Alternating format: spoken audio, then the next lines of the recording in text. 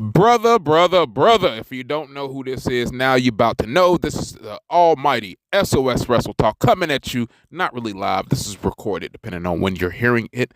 I am the Pro Wrestling Fly God. I am Stardust Yaku, Blunt C Naito, El Toro Negro, the Human LIJ, have a monicum of aliases, but I'm here to talk about New Japan Pro Wrestling's Wrestle Dynasty and New Japan Pro Wrestling's Battle in the Valley 2025. So I know I'm about a few days late for the Wrestle Dynasty coverage. I know everybody was hitting that while it was hot. I'm not really going to go through a breakdown by breakdown thing of said card, but what I want to do is talk about some bright spots I thought was from said show.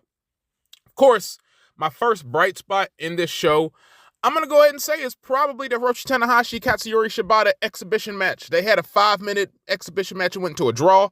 Thought that was very fun and exciting, and it was very kind of apropos to where it's like, okay, it's just done now. I thought that was a very sweet, awesome, nice little moment that we had on the Wrestle Dynasty card.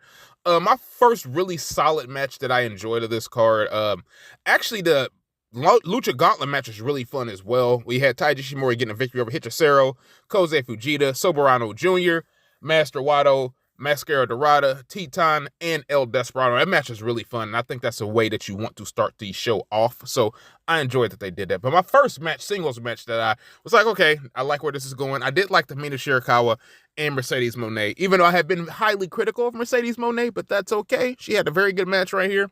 David Finlay getting a victory over Brody King. This match was fucking good, and I think on paper, not a lot of people knew what to expect from these two. I knew we were going to get a hard-hitting affair, and that's exactly what we got right here. I thought Shota Umino versus Claudio, I thought it was fine, but I think the ending was kind of abrupt, and they were pretty much like, you need to give Shota a victory from that fallout from Wrestle Kingdom, so that is what it is. And then for both the titles, the Konosuke Takeshita defending the AEW International and the Never Openweight title, that match was a banger against Tomohiro Ishii. Couldn't have wanted anything more from that match. That match was fought like very much like a Never Openweight style chef kiss, if you ask me, chef kiss. And the Young Bucks winning the IWGP Heavyweight Tag Team titles over United Empire and LIJ. That match was fun as well. I think all three teams meshed very nicely together. With the Young Bucks picking up the W, not too upset. It is what it is. Penultimate match, we got Yota Tsuji taking on and defeating Jack Perry for the Global Heavyweight title. We got probably the match of the night here. We got Kenny Omega taking on and defeating Gabe Kidd. If not the match of the weekend, man, Gabe Kidd's a fucking star by this point. If you don't know now, you know. And rounding out the main event for Wrestle Dynasty, we had Zack Sabre Jr. taking on and defeating Ricochet. Solid match as well. I think they had a lot to live up to following that Kenny Omega-Gabe Kidd match, so I felt for him so much. But I thought Wrestle Dynasty as a whole was a very good show. I kind of almost liked it more than I liked Wrestle Kingdom, honestly, from top to bottom. So, yeah, if you haven't seen Wrestle Kingdom or Wrestle Dynasty, either one, I suggest you check both of them out.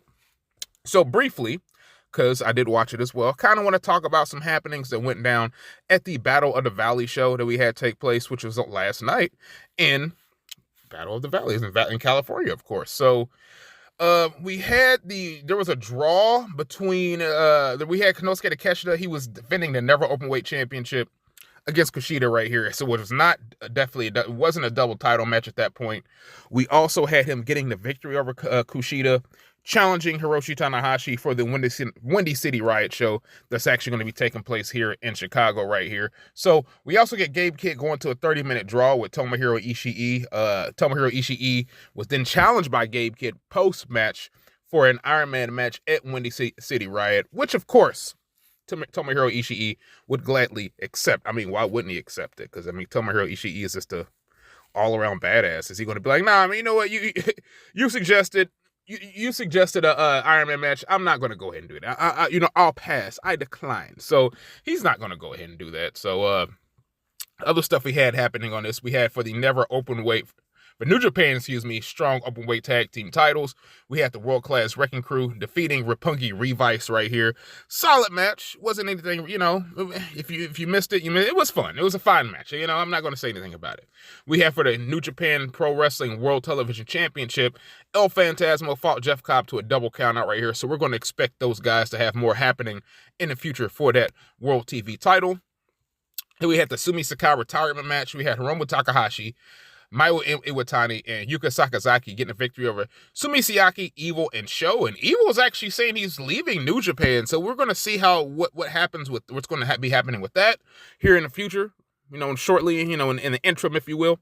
And then we had Zack Sabre Jr., the semi-main, taking on the defending Hechicero. And then, like I said, or didn't like I said, maybe I mentioned it, main event of the show, we had for the IWGP Junior Heavyweight Championship, we had Taiji Shimori taking on and taking the L to El Desperado. El Desperado retaining that championship. So, yeah, this was my New Japan Pro Wrestling best Battle of the Valley / Wrestle Dynasty kind of combined show review. I'll be back with y'all with more New Japan stuff, more pro wrestling stuff. So, thanks for being patient. I needed to get it out, and I'm glad I did. So, holla at all y'all good folks later. Y'all take care. Y'all take it easy. Until next time, peace.